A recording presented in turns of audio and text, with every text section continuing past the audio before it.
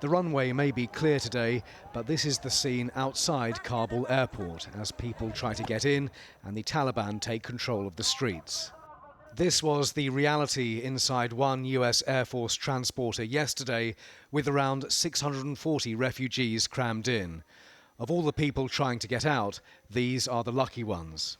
At the White House, the president was in a defiant mood. I stand squarely behind my decision. After 20 years, I've learned the hard way that there was never a good time to withdraw US forces. That's why we're still there. This was a speech aimed squarely at his domestic audience. If anything, the developments of the past week reinforced that ending U.S. military involvement in Afghanistan now was the right decision.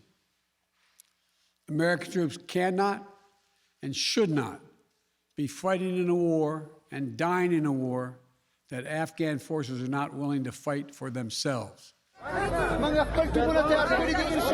Taliban didn't have to fight, they simply drove into Kabul. And unlike 25 years ago, there is a public relations offensive this time, which includes being interviewed by a woman journalist.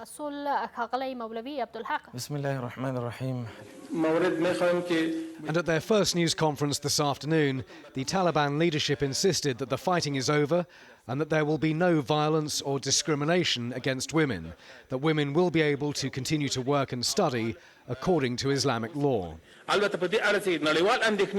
Hundreds of Afghans run. As the US networks ran these pictures, President Biden insisted he's taken the hard decision which has been ducked by his predecessors. One retired officer told me it's the right thing to do, but admits this week has been tough.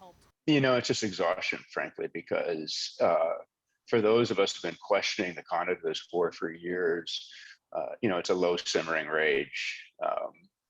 This is the final last chapter that's just like getting kicked again and again and again. When you see all this failure, when you see these wasted resources, to go out this way with one final humiliation, it hurts.